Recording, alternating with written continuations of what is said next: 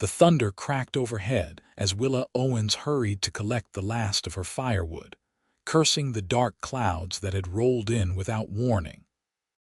Her father's warnings about the coming storm had fallen on deaf ears this morning, her stubborn determination to finish her chores before nightfall overriding common sense. Now, as the first fat raindrops splattered against her face, she knew she had made a terrible mistake. Independence, Missouri, 1857. The frontier town had been Willa's home for all 22 years of her life, but the surrounding forest still held its dangers, especially for a woman alone. As the rain began to pour in earnest, she sought shelter beneath the sprawling branches of an ancient oak tree. The wind howled, bending the trees around her at precarious angles.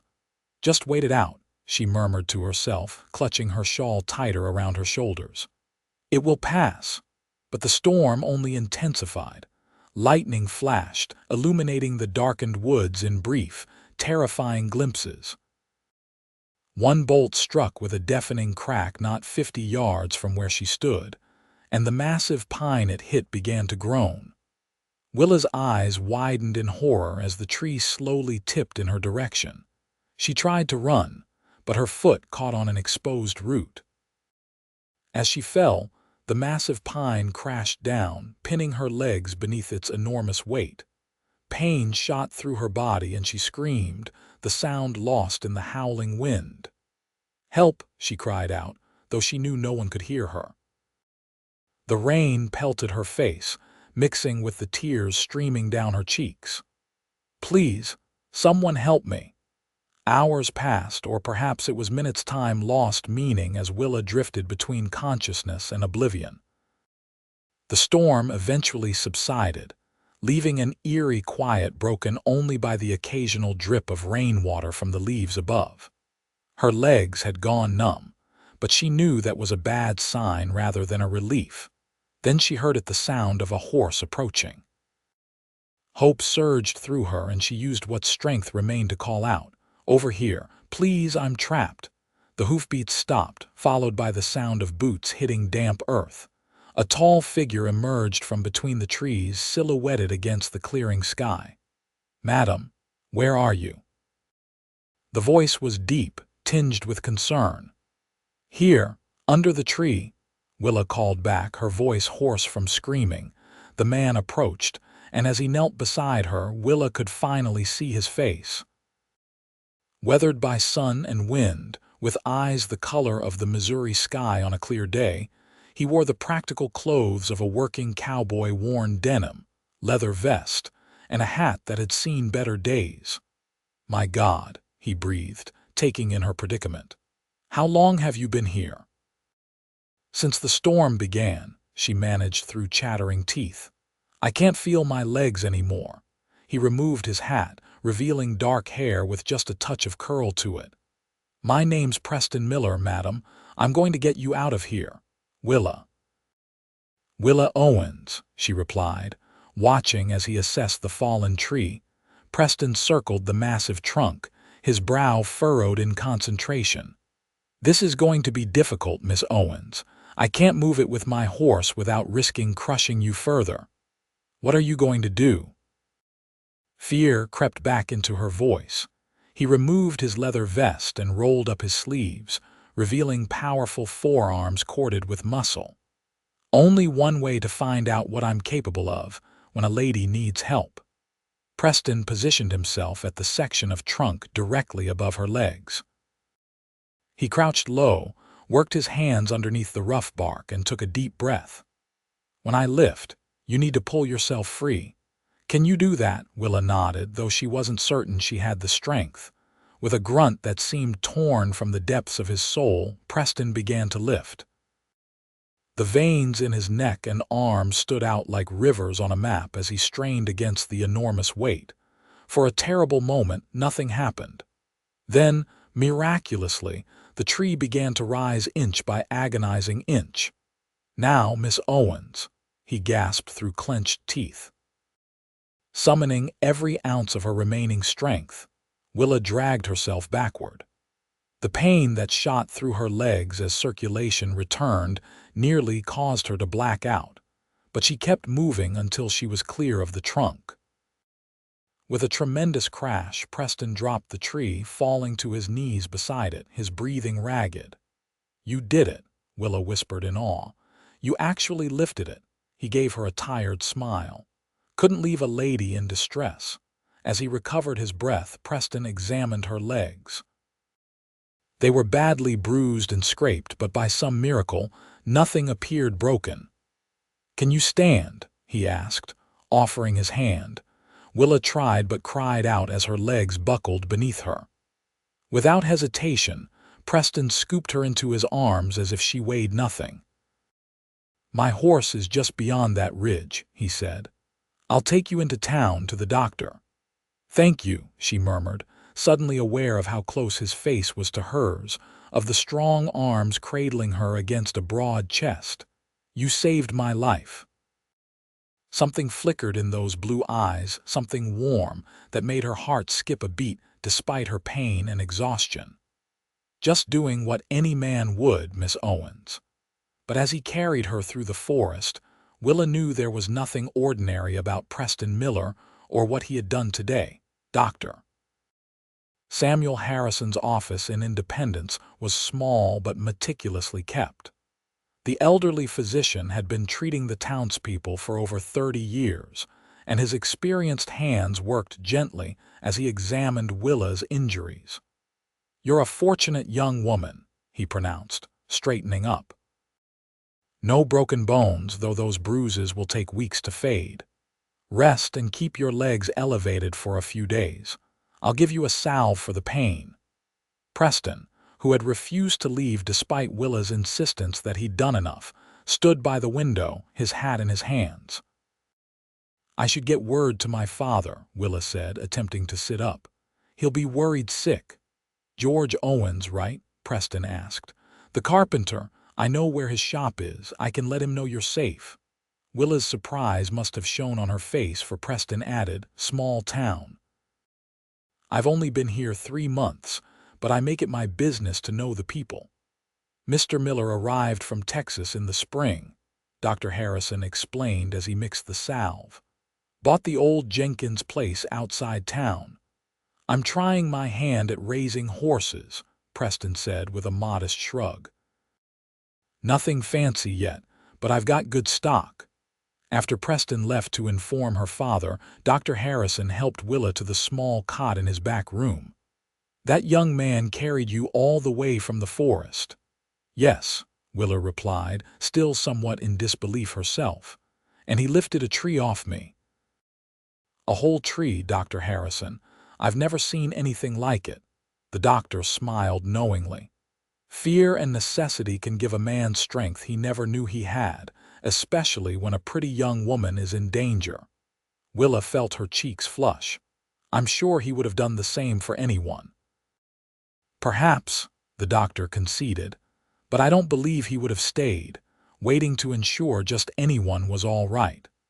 Before Willa could respond, the door burst open and George Owens rushed in, his face pale with worry. Behind him stood Preston, looking apologetic for the carpenter's haste. "Willa," her father cried, hurrying to her side. "My God, child, when you didn't come home, I'm all right, Pa," she assured him, reaching for his hand. "Mr. Miller found me. He saved my life." George turned to Preston, grasping his hand in both of his. "I don't know how to thank you, son." "No thanks necessary, sir," Preston replied, his gaze shifting to Willa. "I'm just glad I was riding that trail today." "We need to get her home," George said, looking back at his daughter. "Can she be moved, Doctor?" Dr. Harrison nodded. "As long as she stays off her feet for a few days." "I'll check on her tomorrow." "My wagon's outside," George said. "I can take her." "If you don't mind, Mr. Owens," Preston interjected, "I'd be happy to carry Miss Willa to the wagon. Might be easier on her than being helped to walk." George nodded gratefully, and before Willa could protest, Preston had swept her into his arms again. She couldn't help but notice how naturally she seemed to fit there, how secure she felt despite her injuries. As they reached the wagon, Preston set her down gently on the bench seat. Their eyes met for a moment, and Willa felt something flutter in her chest. "Thank you again," she said softly. "I don't know what would have happened if you hadn't come along." A smile touched his lips. "I'm just glad I did." He hesitated, then added, "If it wouldn't be too forward, Miss Owens, I'd like to call on you when you're feeling better. To check on your recovery, of course." "I'd like that," she replied, surprised by how much she meant it. As the wagon pulled away, Willa found herself looking back at Preston's tall figure standing in the street, watching them go. For all the pain and fear of the day, she couldn't help but feel that something important had just begun. 3 days later, Willa was sitting on the porch of her father's modest home when she spotted a rider approaching. Her heart quickened as she recognized Preston Miller's broad-shouldered silhouette. He rode a magnificent chestnut stallion, and both man and horse cut an impressive figure against the late afternoon sky. "Miss Owens," he called, tipping his hat as he drew near. "I hope I'm not intruding." "Not at all, Mr. Miller," she replied, smoothing her skirts self-consciously. "Please join me." He dismounted with fluid grace, tethering his horse to the hitching post before climbing the porch steps. In one hand he carried a small bundle wrapped in brown paper. "I brought you something," he said, offering the package.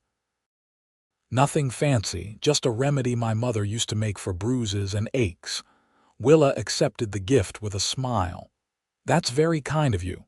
How are you feeling?" he asked, settling into the chair beside her. "Much better," she assured him. "Still sore, but I managed to walk around the house today without too much trouble." "I'm glad to hear it." His eyes, blue as the summer sky, held genuine relief. "I've been worried about you." The admission sent a pleasant warmth through her. "You've been on my mind as well, Mr. Miller."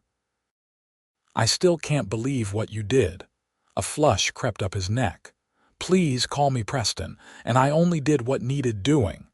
"Preston," she repeated, liking the way his name felt on her tongue. "Then you must call me Willa." They fell into easy conversation as the sun began to dip toward the horizon. Preston told her about his ranch in Texas, how he'd sold it after his parents passed to start fresh in Missouri.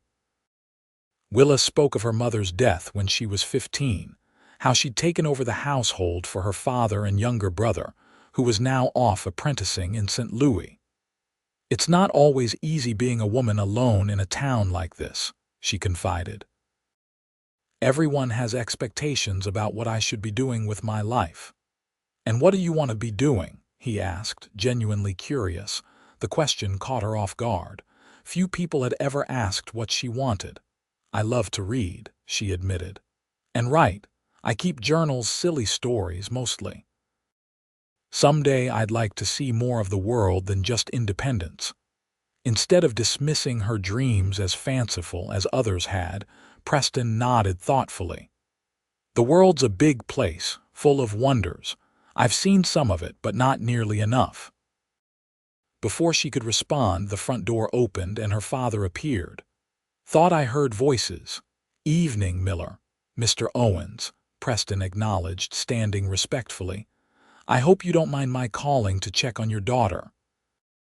"Not at all," George replied, though his eyes held a protective glint. "You planning to stay for supper? Willa makes a fine stew." "Pa," Willa protested, embarrassed by the transparent matchmaking, but Preston smiled. "I'd be honored if it's no trouble."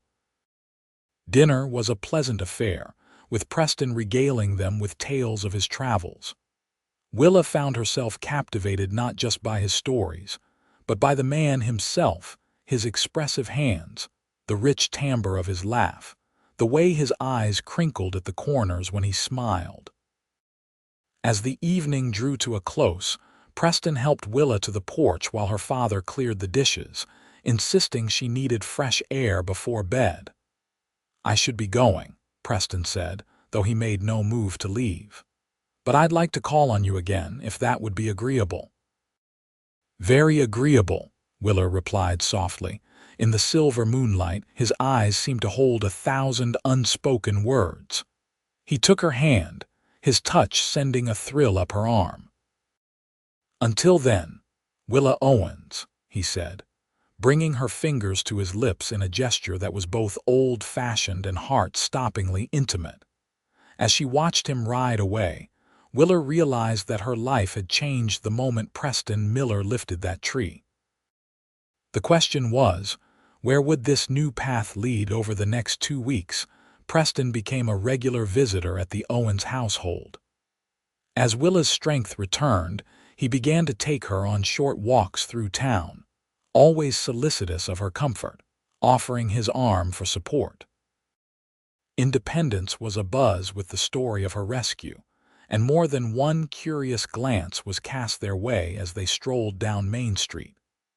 Willa pretended not to notice the whispers that followed them, though she couldn't help but feel a certain pride in being seen with a man like Preston. "People are talking," she commented one afternoon as they sat on a bench outside the general store, enjoying ice cream that Preston had insisted on buying. "Let them," he replied with a shrug. "Small towns run on gossip, gives folks something to do besides worry about crops and weather." Willa laughed, then grew serious. "They're saying you're courting me." Preston's spoon paused halfway to his mouth. Would that be so terrible? Her heart skipped. "No," she admitted, "not terrible at all." A slow smile spread across his face, lighting his eyes in a way that made her breath catch. "Good, because I believe I am." From that day forward, their relationship took on a new dimension. Preston would arrive each evening after supper, sometimes bringing small gifts: a ribbon for her hair, a book of poetry, wildflowers gathered from the fields near his property. On Sundays after church, he would join the Owens family for dinner, charming her father with discussions of carpentry and building.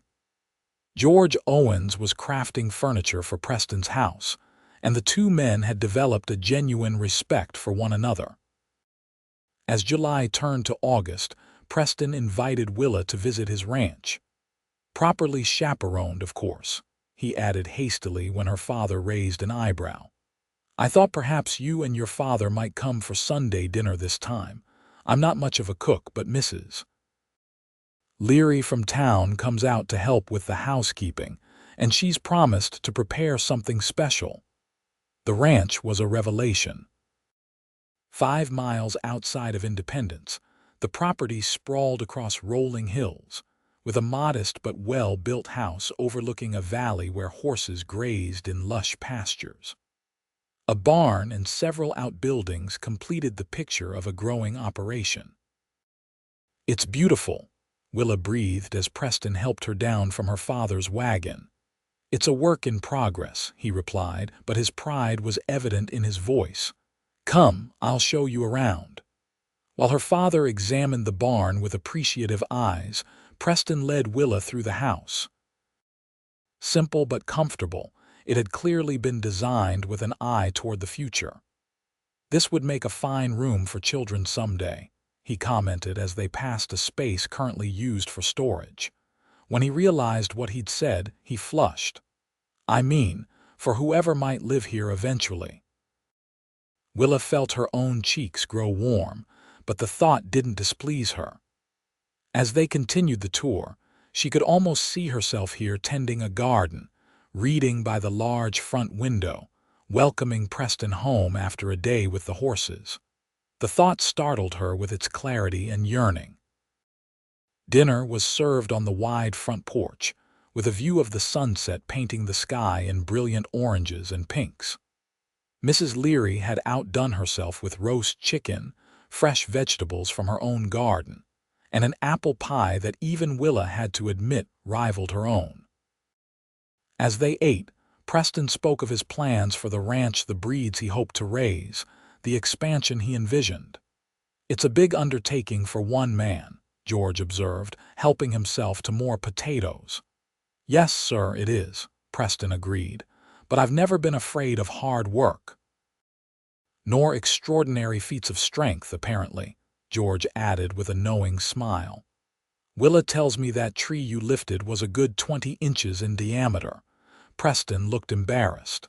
I don't rightly know what came over me, just knew I had to get it off her. Fear and necessity, Willa murmured, recalling Dr. Harrison's words. Preston's eyes met hers across the table, and in that moment, something unspoken passed between them, an acknowledgement that whatever had begun that day in the forest was growing into something neither of them had anticipated but both increasingly desired. As the weeks passed, Preston and Willa's courtship deepened. They exchanged confidences, shared dreams, and gradually pieced together the tapestry of each other's lives. Preston spoke of his childhood in Texas, of learning horsemanship from his father and compassion from his mother. Willa told him of her aspirations to write, showing him some of her stories with nervous anticipation that turned to delight when he pronounced them captivating.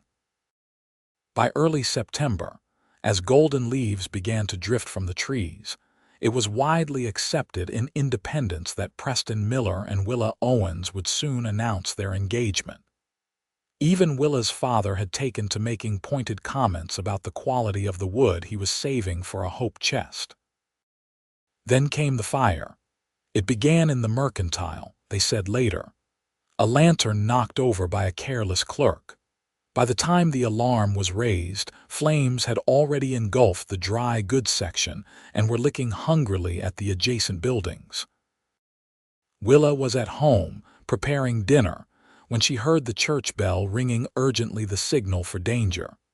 Stepping onto the porch, she saw the plume of black smoke rising from the direction of Main Street. Without hesitation, she grabbed a shawl and ran toward town. Her father's workshop was near the mercantile, and fear clutched at her heart as she thought of him trapped inside. The scene that greeted her was one of chaos. Men formed bucket brigades from the town pump, while women ushered children and elderly residents to safety. The heat was intense, the air thick with smoke and shouts. "Pa," she called, scanning the crowd desperately. "Has anyone seen my father?" A neighbor pointed toward the workshop. "He was helping evacuate the boarding house last I saw." Relief surged through Willa, only to be replaced by fresh terror as she realized Preston's horse was tied outside the burning mercantile. He was in there. Before she could think better of it, Willa pushed through the crowd toward the building.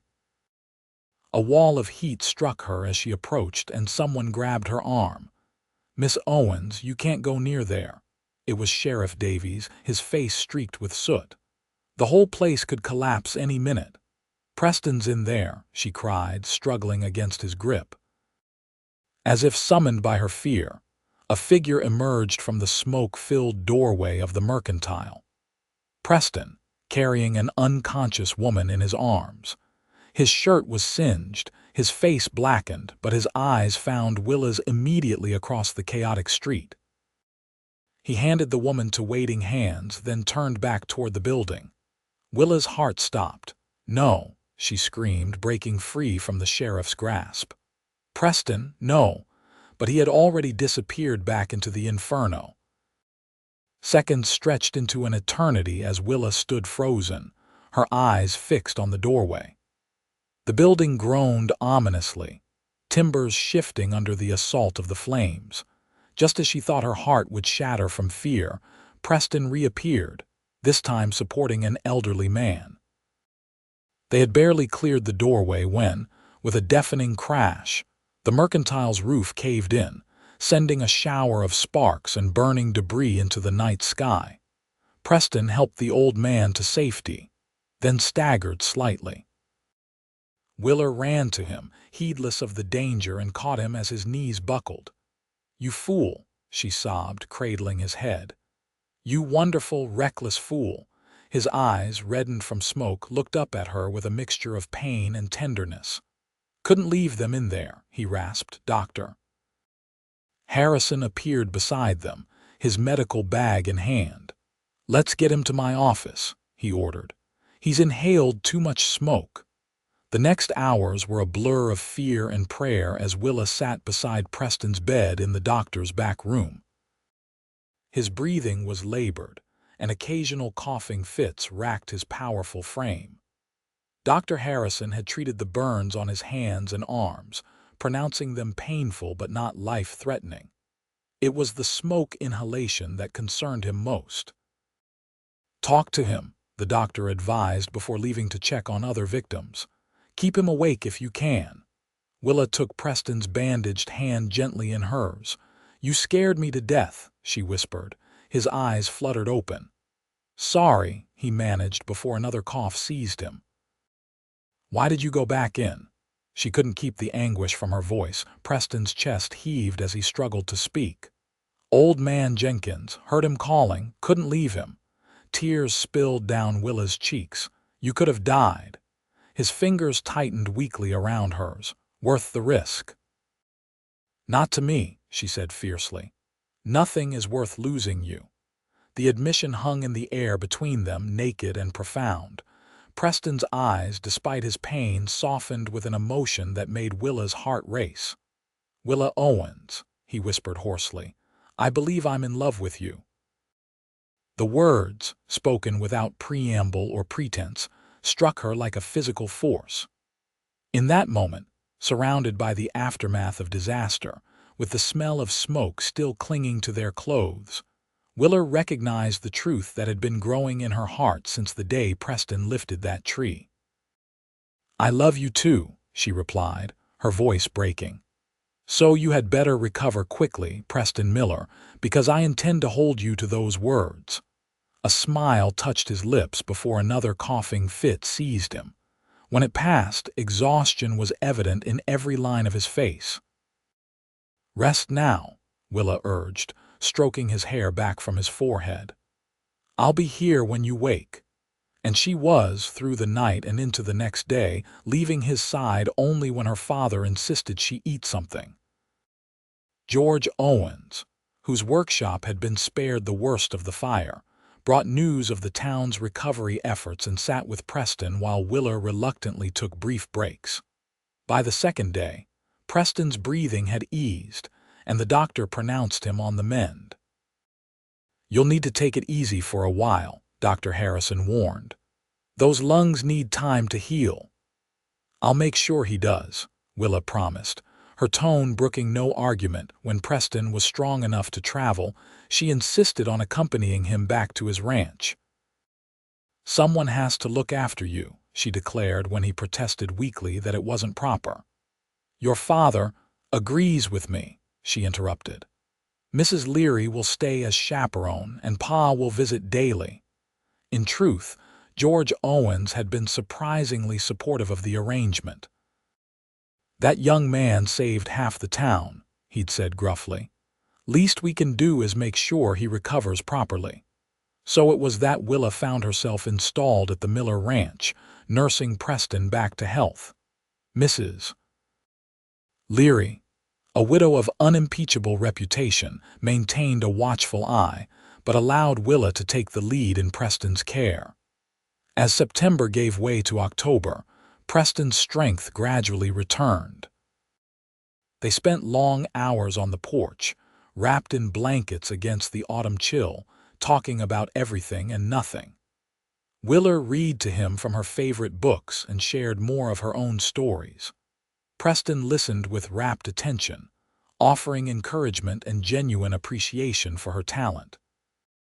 "You should submit these to a newspaper or magazine," he suggested one evening as she finished reading a tale she'd written about a pioneer woman's journey west. "People would pay to read stories like that." Willa blushed with pleasure. "Perhaps someday. Right now, I'm content to have an audience of one." His eyes held hers across the twilit porch. "I'd like to be your audience for a very long time, Willa." The implication was clear and her heart quickened. "I'd like that too." As Preston's recovery progressed, he began to take short walks with Willa around the property, his arm linked with hers as much for the pleasure of her closeness as for support. They watched the horses in the pasture, planned improvements to the house, and planted bulbs in the garden that would bloom in spring, a future they both silently acknowledged they intended to share. One crisp October afternoon, as golden light bathed the hills in amber, Preston suggested they ride to his favorite spot on the property. Willa, who had been taking riding lessons from him, agreed eagerly. He helped her mount a gentle mare, his hands lingering at her waist longer than strictly necessary. His touch sent a now familiar warmth through her, a sensation she had come to treasure. They rode at a leisurely pace, Preston pointing out landmarks and sharing his vision for different parts of the ranch. Finally, they crested a hill overlooking a small, secluded valley where a stream meandered through a grove of cottonwoods. "It's beautiful," Willa breathed as they dismounted. Preston spread a blanket beneath one of the trees, and they sat side by side, watching the play of light on water. "I come here to think," he said, his voice thoughtful. "When I first bought this land, I spent hours sitting right here, imagining what it could become. And what did you see?" she asked, drawn in by the earnestness in his expression. "A home," he replied simply. "Not just a house and barn, but a place filled with life and love." He turned to her, taking her hands in his. "I never imagined who would share it with me, though, until now." Willa's heart began to race as Preston slid from the blanket to one knee before her. From his pocket, he withdrew a small box. "Willa Owens," he said, his voice steady despite the emotion evident in his eyes. "These past months have been the most meaningful of my life. From the moment I found you in those woods, something inside me knew you were the one I'd been waiting for, though I hadn't realized I was waiting." He opened the box, revealing a delicate gold ring set with a small but perfect diamond. "I love you with everything I am. Would you do me the extraordinary honor of becoming my wife?" Tears blurred Willa's vision as joy welled up inside her. "Yes," she whispered, then louder. "Yes, Preston. Yes." He slipped the ring onto her finger, then gathered her into his arms. Their lips met in a kiss that was both tender and passionate, a promise of all that was to come. When they finally broke apart, breathless and beaming, Preston rested his forehead against hers. "I thought I was strong the day I lifted that tree," he murmured. "But loving you takes a different kind of strength, the courage to open my heart completely, to build a life worthy of you." Willa touched his cheek gently. "We'll build it together, day by day." They returned to the ranch as the sun was setting, their happiness too great to contain. Mrs. Leary took one look at their radiant faces and the ring on Willa's finger and burst into delighted tears, insisting on preparing a special dinner to celebrate. The news of their engagement spread quickly through Independence. Well-wishers stopped by with congratulations and gifts, and Willa's father embraced Preston like the son he'd never had. "Take care of my girl," he said gruffly, emotion making his voice rough. "With my life," Preston promised, and no one who heard him doubted his word. They set the wedding date for the first Saturday in December, giving them time to prepare, but not so long that they would have to endure a lengthy engagement. Willa, with help from the ladies of the town, began work on her wedding dress, a creation of ivory satin with delicate lace at the collar and cuffs. Preston, meanwhile, threw himself into preparing the ranch house for his bride. He added a larger bookcase to the sitting room for Willa's growing collection, built a proper desk where she could write, and with George's help, constructed the promised hope chest, which they filled with linens and household items. As the wedding approached, however, trouble arrived in the form of Jasper Thornton, the wealthy owner of the largest cattle ranch in the county. Thornton had had his eye on Preston's land since before Miller purchased it, seeing it as a natural extension to his own holdings.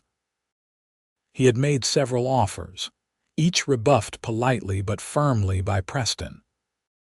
Now, with Preston's horse breeding operation beginning to gain recognition, and his impending marriage to one of the town's most respected young women solidifying his position in the community, Thornton decided to take more aggressive action.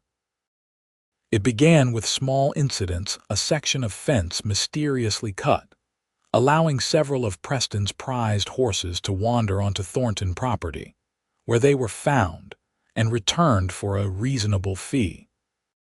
Then water access to the stream running through Preston's land was suddenly blocked by a dam constructed on Thornton's adjacent property. "He's trying to force you to sell," Willa said worriedly as they inspected the dam. "This isn't legal, is it?" "Not entirely," Preston replied, his jaw tight with anger. "But Thornton has the county judge in his pocket and half the town owes him money in some form or another." "What are you going to do?" Preston sighed, running a hand through his hair. "Try to reason with him first. If that doesn't work—" He trailed off, unwilling to voice the possibility of more serious conflict. The meeting with Thornton went as poorly as expected. The older man, corpulent and florid from years of rich living, lounged behind his massive desk and smirked as Preston stated his case. "Water rights are complicated, Miller," Thornton drawled, examining his manicured nails. "But I'm a reasonable man. I'll remove the dam if you sell me your northern parcel. That's fair, isn't it?" "That parcel contains my best grazing land," Preston replied evenly. "You know that as well as I do." Thornton shrugged, his smile turning predatory. "Then I suppose you'll have to find another water source, or reconsider my offer for the entire property. My previous price still stands." Preston left the meeting seething but determined not to let Thornton win. With help from several neighbors who had their own grievances with the cattle baron, he began digging a new well on his property.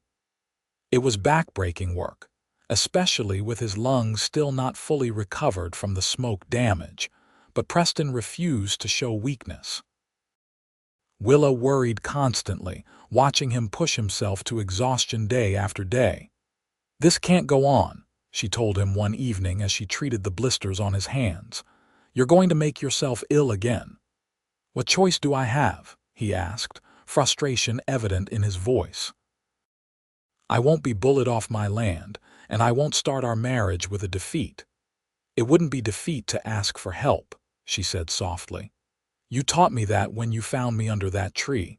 Sometimes strength is knowing when you can't do something alone." Her words gave him pause, and the next day, Preston rode into town to speak with Sheriff Davies. Though sympathetic, the sheriff's hands were tied by legal technicalities and Thornton's influence. However, he suggested another approach. "The territorial governor is making a visit to Independence next week," Davies informed Preston.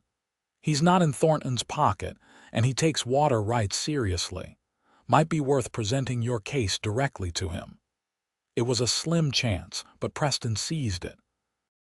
He prepared meticulously, gathering evidence of Thornton's interference and statements from neighbors who had witnessed the cattle baron's tactics. Willa helped him organize his presentation, her skill with words proving invaluable as they crafted a compelling argument.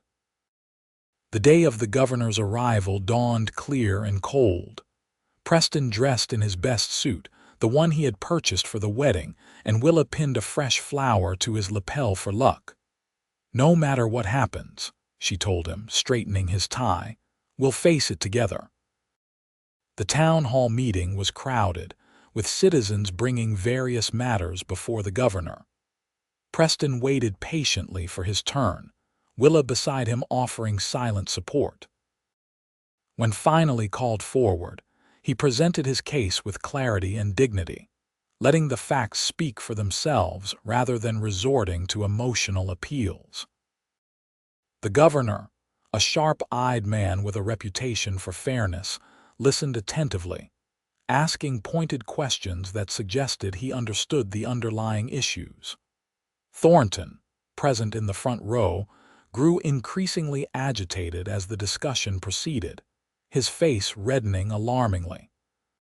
Finally, unable to contain himself, he burst out, "This is ridiculous. Miller is a newcomer trying to disrupt established practices that have worked for years." The governor fixed Thornton with a cool stare. "Mr. Thornton, from what I understand, the established practice was free access to a natural waterway.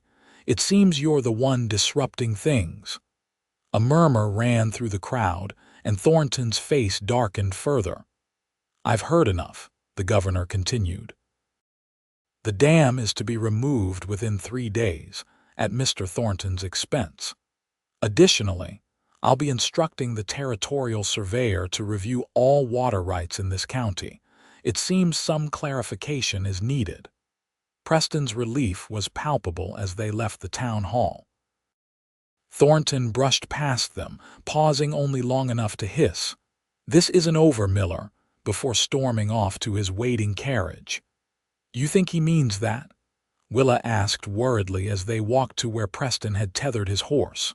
"Probably," Preston admitted. "But he'll be more careful now that the governor has his eye on him." He squeezed her hand reassuringly. "Don't worry. We've won this round, and that's what matters." True to the governor's order, the dam was removed, and water flowed freely once more across Preston's land. Thornton retreated to his ranch, sullen but compliant, at least for the time being. With that crisis averted, Preston and Willa could turn their attention back to the approaching wedding.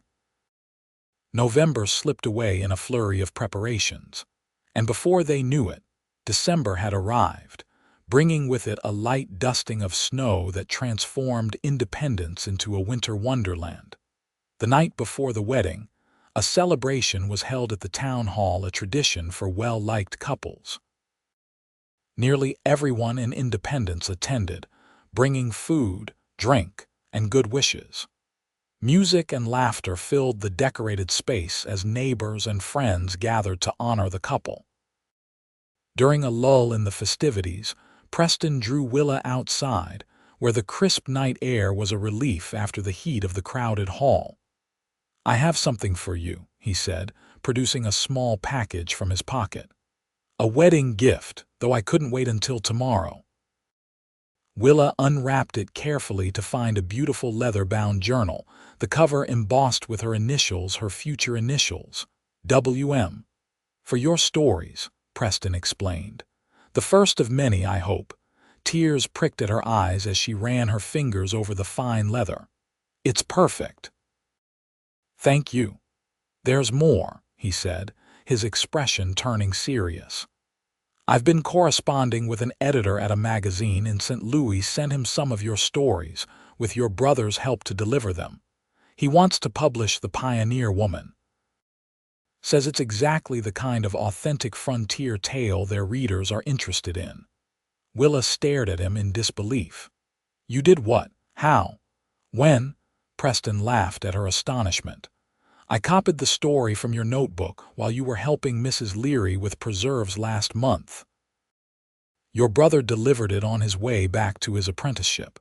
The editor's letter arrived yesterday."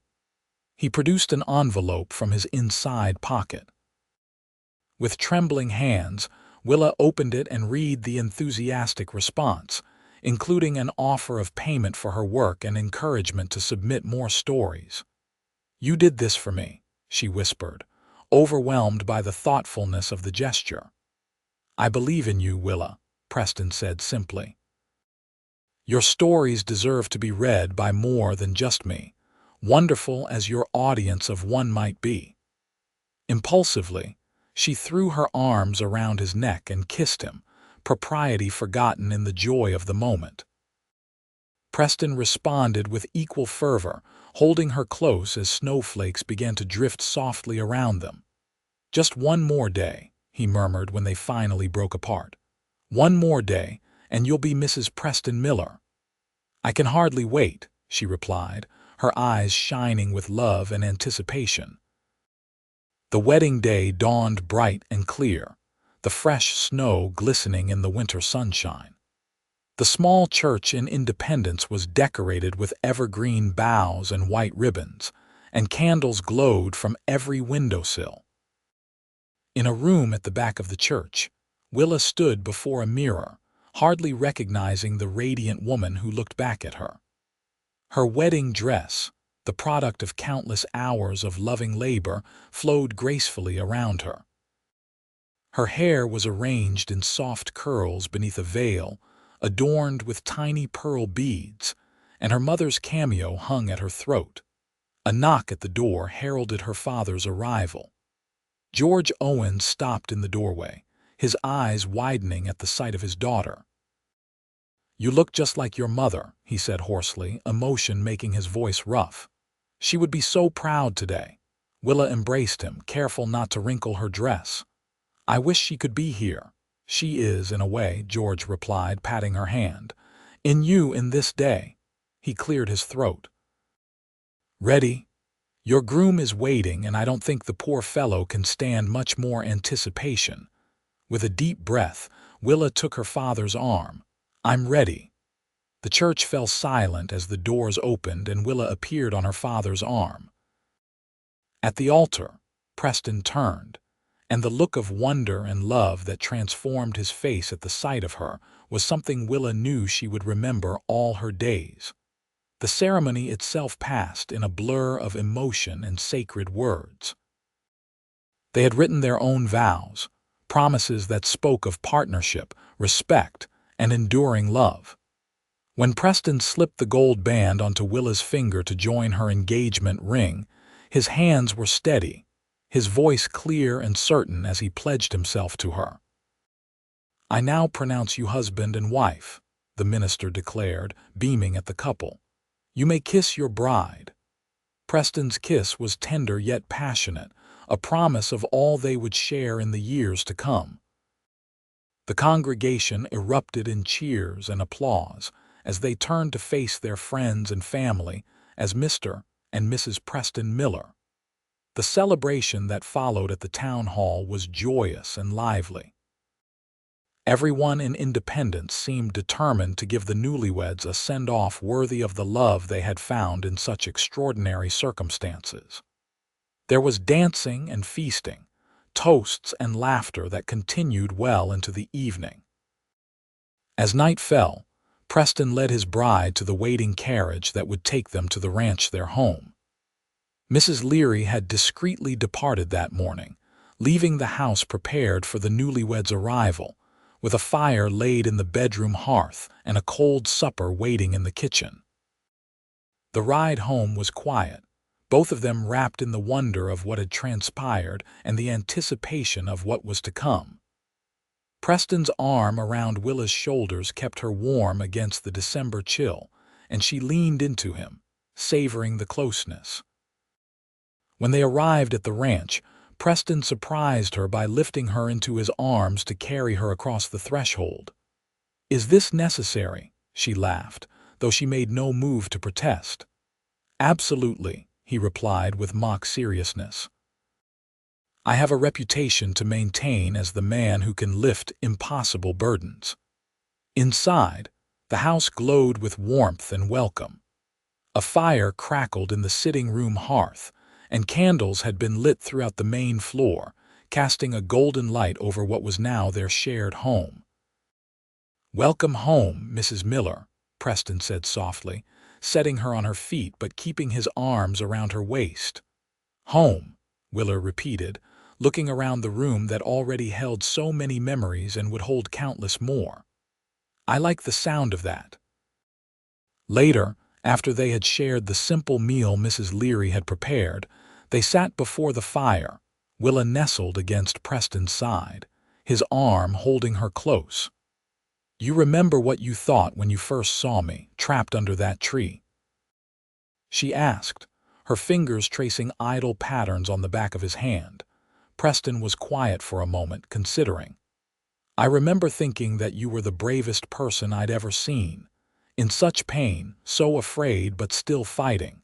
And beautiful God, so beautiful, even covered in mud and tears." Willa turned her face up to his, touched by his honesty. "I thought you were an angel at first, then a giant. I'd never seen anyone so strong," he smiled, a hint of self-deprecation in his expression. "Not an angel, just a man in the right place at the right time." "My angel nonetheless," she insisted, reaching up to touch his cheek. "My miracle." His eyes darkened as he looked down at her, love and desire mingling in their blue depths. "Willa," he breathed, her name a caress on his lips. Words gave way to touches, tentative at first, then growing in confidence as they discovered each other. Preston's hands, so powerful yet gentle, traced the contours of her body through the fabric of her dress, while Willa's fingers tangled in his hair, drawing him closer. When he finally swept her into his arms again to carry her upstairs to their bedroom, Willa felt no fear, only a deep certainty that this was right, that they belonged together in every way. The months that followed were filled with the joys and challenges of building a life together. Winter settled over the Missouri countryside, bringing snow and ice that kept them close to home. They spent evenings reading aloud by the fire, Preston working on plans for spring breeding, Willa writing stories that increasingly found their way into publications across the country. Their first major test as a married couple came in January, when a blizzard swept through the region, trapping them in the house for 3 days. The temperature dropped to dangerous lows, and Preston worked tirelessly to keep the livestock sheltered and fed, making perilous trips to the barn through whiteout conditions. Willa worried constantly, standing at the window watching for his return each time he ventured out. When he finally stumbled in, half frozen from his last check on the animals, she helped him out of his ice-encrusted clothes and into a hot bath she'd prepared, thanking God for his safe return. "The horses?" she asked as she rubbed feeling back into his frigid hands. "Safe," he assured her through chattering teeth. "Lost 2 chickens, but everything else is holding on." By spring, life on the Miller ranch had settled into a pleasant routine. Preston's horse breeding business was thriving, with buyers coming from as far as St. Louis to purchase his stock. Willa's writing had begun to bring in a steady, if modest, income, and she had started work on a novel based loosely on their own love story. In April, as wildflowers carpeted the hills and new foals wobbled on spindly legs in the pastures, Willa confirmed what she had suspected for several weeks. She was expecting their first child. She shared the news with Preston one evening as they walked along the stream that had been the source of so much conflict the previous year. His reaction was everything she could have hoped for: joy, wonder, and a tenderness that made her heart overflow. "A baby," he whispered, placing a reverent hand on her still flat stomach. "Our baby. Due in November, Dr. Harrison thinks," Willa said, covering his hand with her own. Preston knelt suddenly before her, pressing a gentle kiss to her midsection. "Hello, little one," he murmured. "Your mama and papa can't wait to meet you." Looking up at Willa, his eyes shining with unshed tears, he added, "Thank you for this gift, for everything." The pregnancy progressed smoothly through the summer months. Preston was attentiveness itself, insisting on taking over many of Willa's household duties as her condition advanced. He built a cradle of polished cherry wood, carving delicate patterns of leaves and flowers along its sides, and converted the room he had once mentioned as perfect for children into a nursery. Willa's father was ecstatic at the prospect of becoming a grandfather, visiting often to help with projects around the ranch and to bring gifts for the coming baby. The women of Independence, led by Mrs. Leary, organized a quilting bee to create a special blanket, each square contributed by a different family with wishes for the child's future. Even Jasper Thornton seemed to have made peace with the situation. After the governor's intervention, He had become less antagonistic, and by summer, a cautious civility had developed between the two men. When news of the pregnancy reached him, Thornton surprised everyone by sending a fine rocking horse, handcrafted by one of his ranch hands known for his woodworking skills. "People can change," Preston remarked as they admired the gift. "Or at least, they can learn to live and let live." As autumn painted the countryside in gold and crimson, Willa grew increasingly uncomfortable, her petite frame struggling to accommodate the active child within. Preston would often find her in the nursery, rocking in the chair he had placed by the window, her hands cradling her swollen belly as she sang softly to their unborn baby. "Not long now," he would say, massaging her tired shoulders. "Just a few more weeks." But babies, as they would learn, have their own timetables. On a stormy evening in late October, a full 2 weeks before her expected due date, Willa felt the first sharp pain that signaled the beginning of labor. Preston, who had been checking on a mare about to foal, returned to find her leaning against the kitchen table, face pale with pain. "The baby's coming," she gasped as another contraction seized her. "It's too early." Without hesitation, Preston lifted her into his arms and carried her upstairs to their bedroom. "I'll fetch Dr. Harrison," he said, tucking blankets around her. "Will you be all right for a few minutes?" Willa nodded, though fear was evident in her eyes. "Hurry." The ride into town was a nightmare, with rain lashing down and the trail treacherous with mud. Preston pushed his horse to its limits, praying that the doctor would be available and that Willa would hold on until they returned. Dr. Harrison, thankfully, was at home and quickly gathered his supplies. The return journey seemed to take an eternity, though in reality it was less than an hour before they were rushing into the house, where Mrs. Leary, summoned by a quick stop at her cottage, was already attending to Willa. What followed were the longest hours of Preston's life. Banished from the bedroom as was customary, he paced the downstairs like a caged animal, flinching at each cry that filtered down from above. Twice he started up the stairs, unable to bear the thought of Willa suffering alone, only to be firmly turned back by Mrs. Leary. "This is women's work," she insisted. "You'll only be in the way." So he waited, prayed, and prepared for whatever outcome the night might bring. He built up the fire, boiled water as instructed, and tried not to think of all the women who had died bringing children into the world, including his own mother. Just before dawn, when Preston had begun to fear the worst, a new sound cut through the storm's diminishing fury, the lusty cry of a newborn. He was on his feet instantly, all exhaustion forgotten as he bounded up the stairs, pausing only briefly outside the bedroom door before knocking. "Come in, Mr. Miller," Dr. Harrison called, his voice weary but satisfied. "There's someone here who wants to meet you."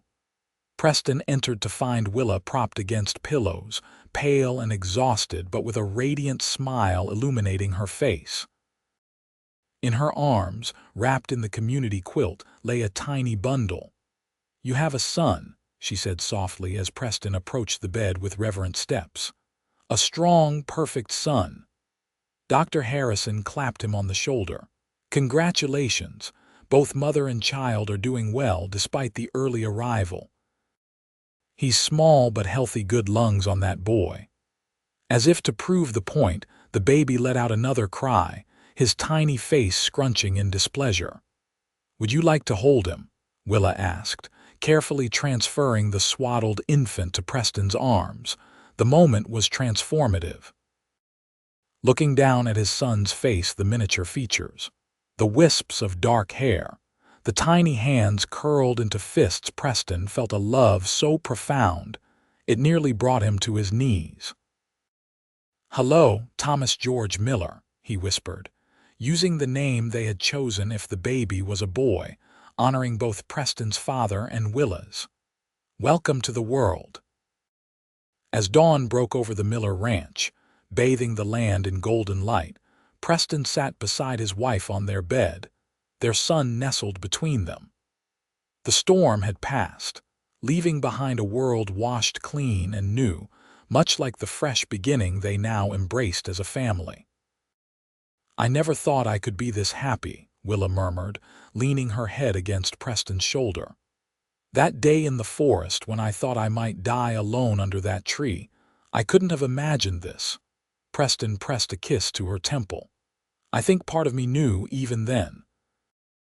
When I saw you there, so brave despite your fear, something inside me recognized what I'd been searching for without knowing it." "My hero," she said with a soft smile, watching as their son's eyes, blue like his father's, opened briefly before closing again in sleep.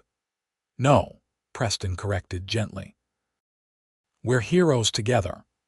Building this life, creating this family, it takes both of us, lifting what needs to be lifted, supporting each other through whatever comes." As young Thomas slept peacefully between them, Preston and Willa sat in contented silence, watching the sunlight slowly fill their room. Outside, the ranch was coming to life, horses nickering in the pasture, chickens clucking in the yard, the sound of the stream flowing clear and strong across their land. This was home. This was love. This was the beginning of all they would build together in the years to come. 5 years later, the Miller Ranch had grown into one of the most prosperous horse breeding operations in the territory. Preston's careful selective breeding had produced lines known for both strength and temperament, sought after by buyers from across the country. Willa's writing career had flourished as well. Her novel, Beneath the Pine, based on their meeting, had been published to critical acclaim and healthy sales. She had followed it with a collection of frontier stories that captured the spirit of the West with authenticity and heart. Thomas, now a sturdy 5-year-old with his father's blue eyes and his mother's determined spirit, had been joined by a 3-year-old sister, Emma Rose, whose auburn curls and mischievous smile had the entire household wrapped around her tiny finger. On a warm June afternoon, as Willa sat on the porch watching Preston teaching Thomas to ride his first pony, Emma nestled in her lap with a picture book. She reflected on the journey that had brought them here. The fallen tree that had nearly taken her life had instead given her everything she'd ever wanted: a loving husband, beautiful children, a home filled with joy, and work that fulfilled her creative spirit.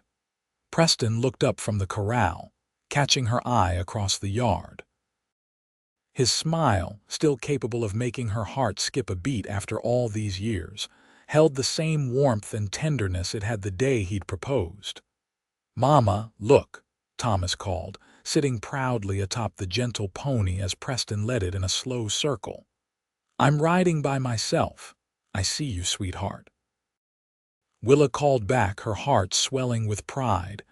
Emma wiggled off her lap, pointing excitedly. Me next," Preston laughed, lifting Thomas down and setting him on the fence rail. "Your turn will come, princess, when you're a little bigger." Later that evening, after the children were tucked into bed with stories and kisses, Preston and Willa stood on the porch, his arm around her waist as they watched the fireflies begin their nightly dance over the fields. "Any regrets?" he asked softly, a question he posed from time to time, always with the same underlying wonder that this life was truly theirs. Willa turned in his embrace, looking up at the face that had become as familiar and necessary to her as her own reflection. The years had added a few lines around his eyes, a touch of silver at his temples, but to her he was more handsome than ever. "Not one," she replied, rising on tiptoe to kiss him. "Except perhaps that we waited so long to meet. Think of all the years we could have had together." Preston's arms tightened around her. "We have now, we have the future, and I intend to make the most of every moment."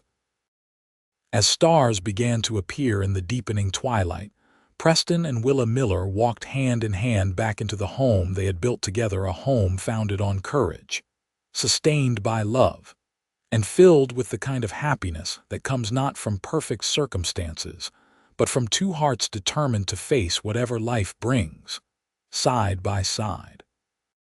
It had begun with a fallen tree and an act of extraordinary strength. It would continue with the everyday miracles of a life well lived together.